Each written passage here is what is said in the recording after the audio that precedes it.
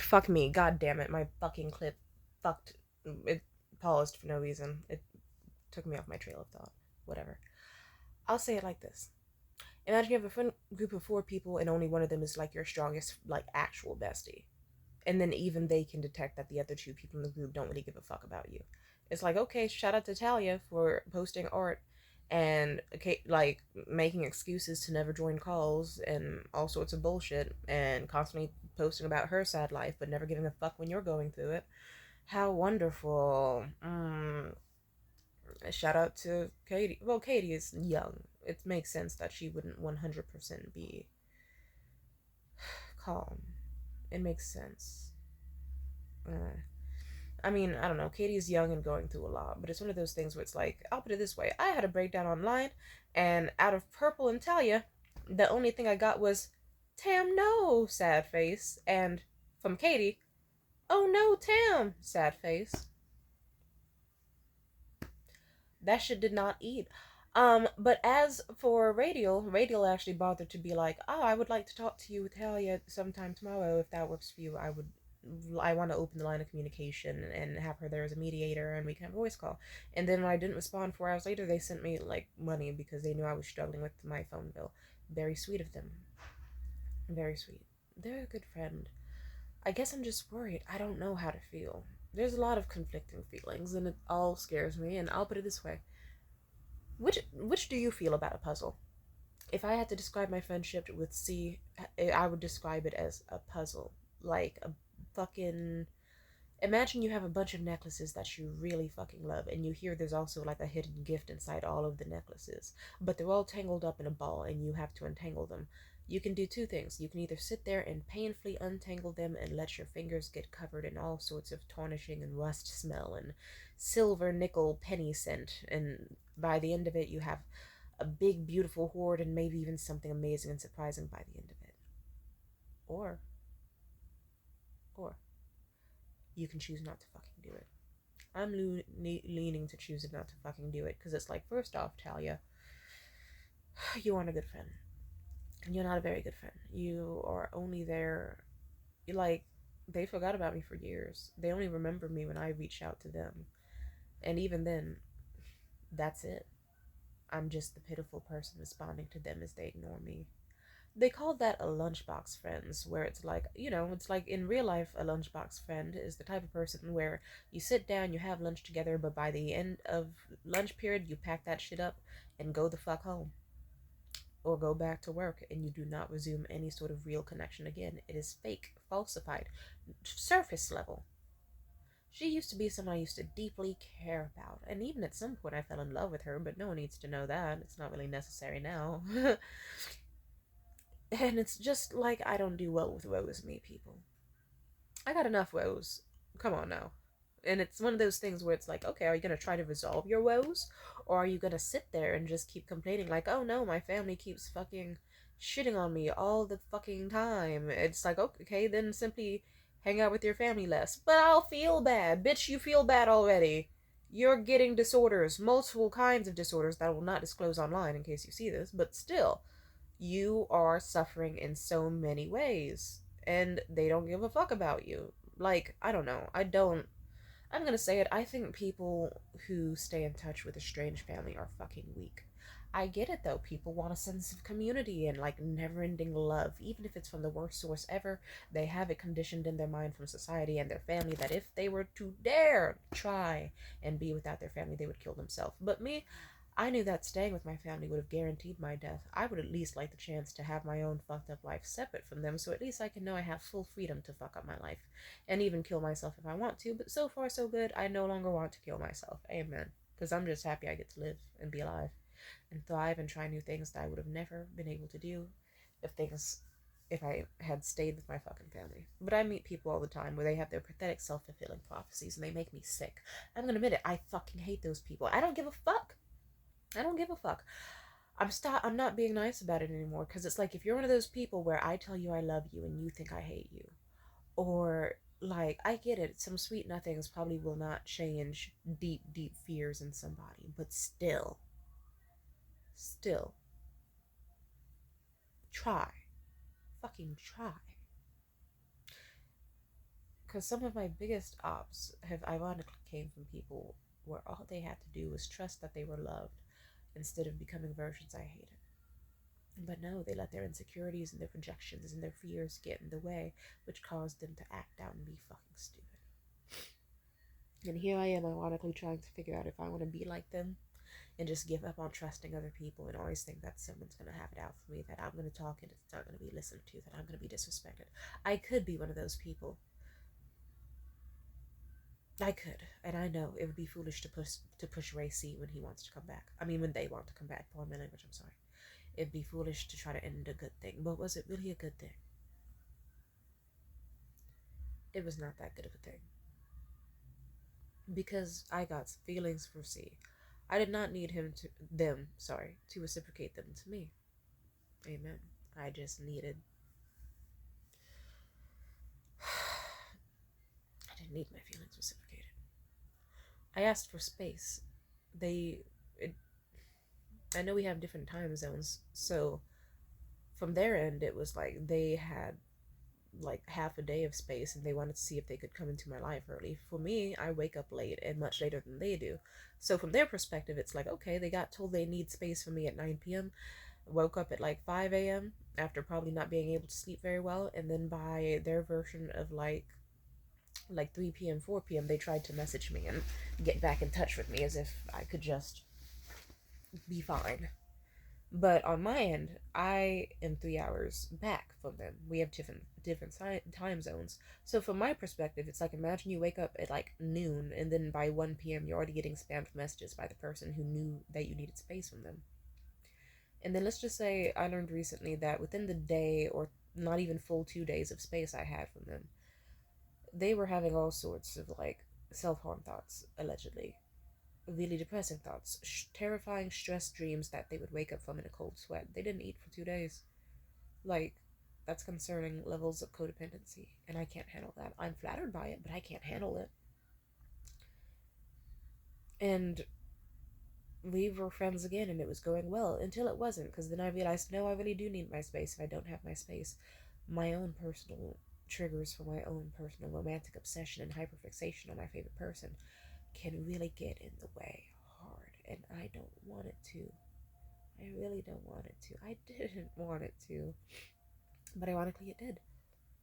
I tried so hard to let them know they did nothing wrong. I just needed space. I needed to see, and I wanted to know, hey, what if I couldn't come back for a while? Like, what if it was a longer time than just 2 days?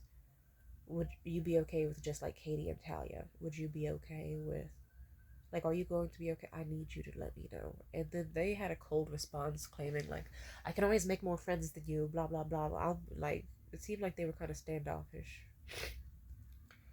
And that pissed me off, and I just kind of opened up and I said, okay, well, listen, you've been.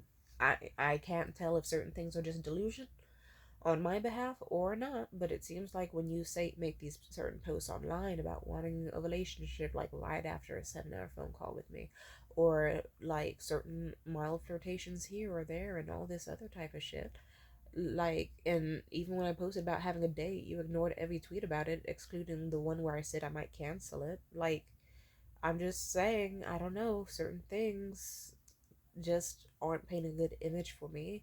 And I'm not saying you're doing anything wrong. I'm just saying this is my own limit because it's my own perception and potential delusion, and I need to wait until I can be normal about like seeing whatever type of post you make without thinking it's about me or assuming that it's just you having lingering feelings for a crush, especially after that phone call we had where it didn't seem like you just wanted to, like, I'll put it this way, if I have a phone call with someone and they don't say I have zero feelings for you, and instead they just keep getting bashful and like hyperventilating and then saying how they simply can't date because they feel broken, and it's not like they don't want to in general, but just that they can't. I'm not trying to see or assume shit and whatever. They somehow took shit the wrong way. Anyway, let's just say I tried to tell them we just need space. Just here. Let's. How about this? I want to make sure you're okay. You mean the world to me. I'm never gonna abandon you up and coldly. You mean too much for me to do that. But I will say this. I want you to be okay. I'll hit you up your time 8 p.m. tomorrow. And we can take it day by day. How about that? Just for me to try to hit them up by 8 p.m. the next day, and they didn't fucking respond. And I thought they made a sub, like a post my way subbing me, and one thing led to another. Cue alcoholism, cue a bunch of shit. Everything hit the fan so fucking fast. I said some really cold, mean, fucked up shit. I don't even care. I guess it's just at the end of the day, it's like I usually tell myself if someone makes me crash out, it's usually a sign that this person's not good for me. If I even want to, it's a sign they're not good for me. Because I don't usually just want to do that at every mild convenience. At least usually. Okay, there's a few people on Bumble I probably didn't need to do certain things to, but that's because I'm a bitch. I'm just saying. And I guess I'm just trying to stay okay, and I don't know what to do anymore. A part of me is like, I'm too damaged to be their friend. A part of me is like, they're too damaged to be my friend. A part of me is like, oh, but when we were friends and we were healthy, or even when it sometimes was a little bit unhealthy, we still were really good tethers. Look, we both suddenly, our mental funks that we had for ages before vanished. And we were planning all sorts of cool activities and trips, and like having fun. And I'm just saying, why can't we have fun again? There might be a chance to, but I don't know. It might break my heart if I have that phone call and if I hear something that's gonna make me feel like I'm a bad person or a bad guy or I fucked up somebody, which I know I probably most likely did. And if I feel like a mistake or a degenerate or like a fuck up one more goddamn time after trying so fucking hard to communicate to them how I liked them and cared for them and and how they did nothing wrong and it still didn't stop them from getting angry with me, getting mad, getting sad, at least from my perspective. I just don't know what to do anymore. Because it's like, what if it's just a really long phone call and it's just a mercy kill where they're gonna end it with, "Oh, we can never be friends again." I don't need a phone call for that. You can just stay home. I mean, it could have been an email type shit, or hell, don't message me at all. Why don't you? I feel like we could just end it now, where it's like this is someone who is a good person in my life and I never have to see them again. I don't think I have it in me to try. Maybe I'm scared. Maybe I am. I'm embarrassed by certain actions I did, and I don't know. But I will say this. What especially triggered one of my worst messages to them was them trying to say that I don't understand them at all. And that really fucking hurt. I didn't even read the rest of their message because I thought to myself, I don't want to fucking get embarrassed. Like, what do they mean by that? And the question is, what do they mean? But I thought to myself, I don't want to face a heartbreak or disappointment or something else to make me angrier than I am. Let me mercy end this. Let me just pop off so hard that I can push them away, and I never have to think about them again, and we never have to see each other again, and they'll be fine, and they'll make their new friends, and I'll make my friends, and we can be okay. But I wasn't okay, and I haven't been okay, and I don't know what's gonna make me okay. Is their presence going to make me okay? Is the lack of their presence going to make me okay? Because no matter how you slice it, I wasn't okay to begin with. It's just so ironic that it's like I thought to myself, I don't want this to fuck up. And it already has. We've had a very brief bond. Or at least, like, we have. I've known them for months, but it's only been like a few weeks of an actual deeper attachment. And even then, I don't know. What if I think I might just be embarrassed at like what if I've been reading everything wrong this whole time? What if that's what they mean by I don't understand them at all? What if they actually are fine living without me and aren't and I it was all in my head and they never cared about me as much as I fucking thought. And I can tell like I don't know. I had a lot of bullshit last year from will they won't they ask motherfuckers who acted in the perfect balance of this is someone who's obsessed with you, but also this is someone who is a liability and might just be playing with you for their own fucking gain. And then usually it would be a fucked up mix of both, where it's like, look, this person's falling for Tamia. Doesn't mean they're gonna spare her from like playing games. It just means it's someone who really, really likes her, but will switch up and get scared of their own emotions and the scenario that they built up themselves through their own instigation of romance or activities or whatever the fuck, and then they will turn around and act like she's crazy for actually believing everything that they purposely tried to make her believe and do. And I've had that plenty of fucking times and I don't want to have it again. I'm tired of it. I've had it in romance, I've had it in friendships. I'm tired. I'm tired. I can't. I don't know what else I can handle right now. I like C. I don't like them enough for over there, there's a certain level of care that I don't think can be super, like, that I don't think can be, like, surpassed. I don't think it would be safe to. I don't want to be responsible for some grown ass adult starving themselves and suffering because I got busy watching a super long YouTube video on geishas and they're worried that me not replying means I hate them. I don't know if I'm ready for the. Sorry, my titty feels really nice. 1 second. Damn, that feels nice. God bless. Amen. I don't know if I'm ready for the. Just. I don't know what I'm ready for.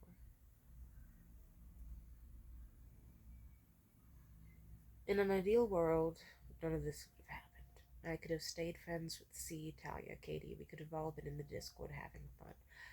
But that would have required me not having romantic attachment in the first place, which would have been nice. And I also would have had to mean um, C being trusted to be healthy with or without me around. I'm scared about the, like, what if it's just like, surprise, I don't care about you as much as you think. I don't know. This whole thing has been weird. It's just supposed to be some friends in a Discord fucking having cool video calls and talking. We all met each other in very dark places, though. So it's just, here's a bunch of people who, like, all have been extremely isolated, extremely lonely, and extremely mentally ill. And they're all in a group chat together trying to be friends. Talia feels alone all the time, but refuses to seek out the community and found family she has for a family that actually doesn't do shit for her. And she'll still go to breakfast with them every Sunday and do this and do that, but she won't reach out to a friend. Doesn't matter if I almost drank a bottle of pills and almost killed myself. She will not reach out. I need to stop seeing her as a friend.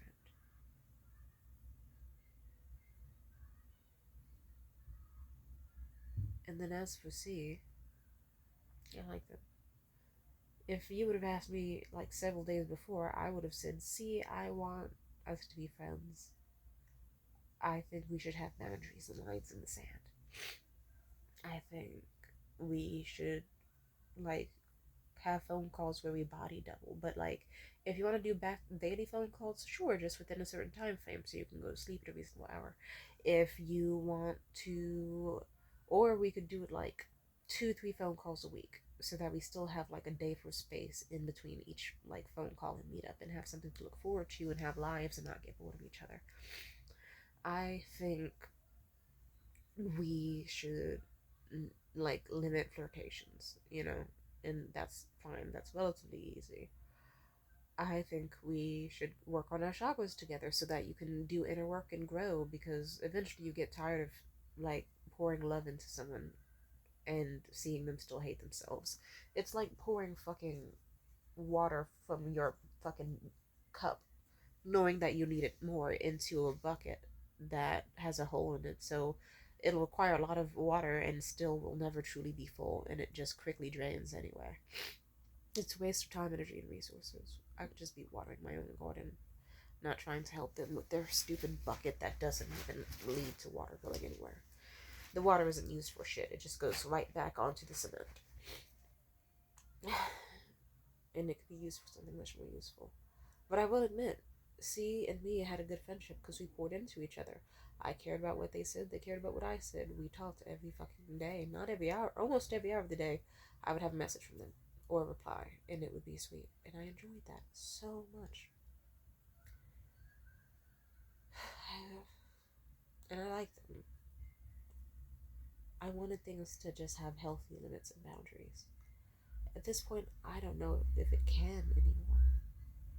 I don't know if I am capable of that. I might be.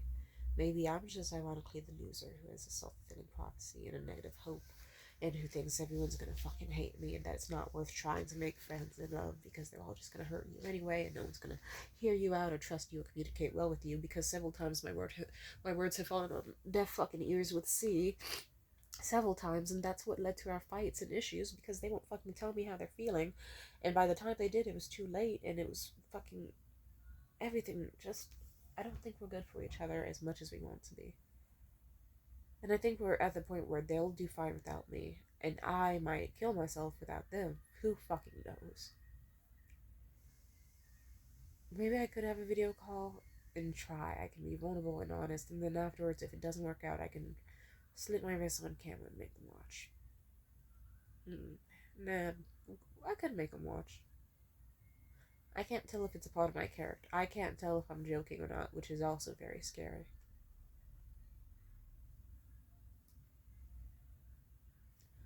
I'll say this. Being friends with C, as well as like the occasional, very rare but still nice response from Talia and Katie, it was like getting served ice cold, crisp fucking water after being in the desert for 3 fucking years.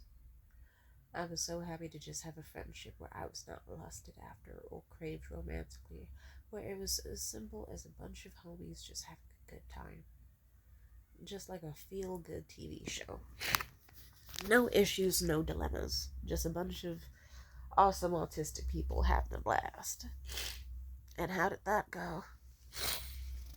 Not as good as I want to think. It went great at first. And now at this point, I'm just kind of giving up hope. I don't know how it's going to be. I want to focus on me, but I don't think I can allow myself to just care about myself. I don't know how to care for myself anymore. And being friends with them did help. And I'm scared. I'm scared. They're probably scared too. I can at least try. Worst case scenario, if I have the phone call with ideally just them, but maybe if Talia's there, then whatever. Then I can at least see if I can fix it. Or if they can fix it. Because I can't. I just.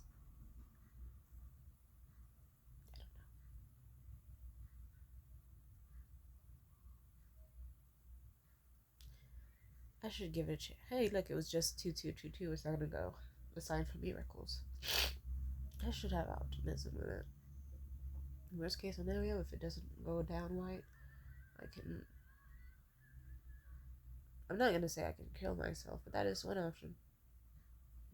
Option 2, drink a lot, sure. Option 3, I don't know. I'll figure it out. I always do. And I'll be okay with or without them. It's a learning process, and I'm grateful to have their presence, but if they prove to not be as positive on my life as I want, and if they stress me out through like codependency and stress and anxious attachment and bullshit, then it's not worth it. I'm trying to have a beautiful summer with beautiful friends that feels like a beautiful, wholesome movie, not like a thriller. Not like a movie where I get possessed and start scaring all of my friends and terrifying them until I need to be locked away somewhere in a basement, growling, snarling, and having confusing emotions all the time. But then, as for the other end,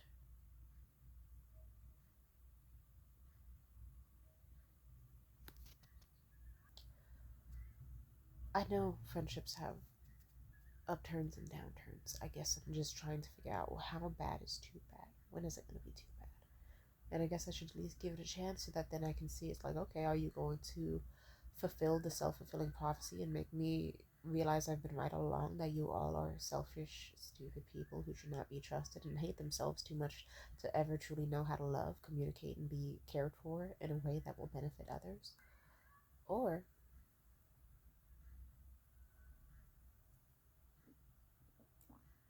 are you going to remind me why I fell for everybody as a friend in the first place?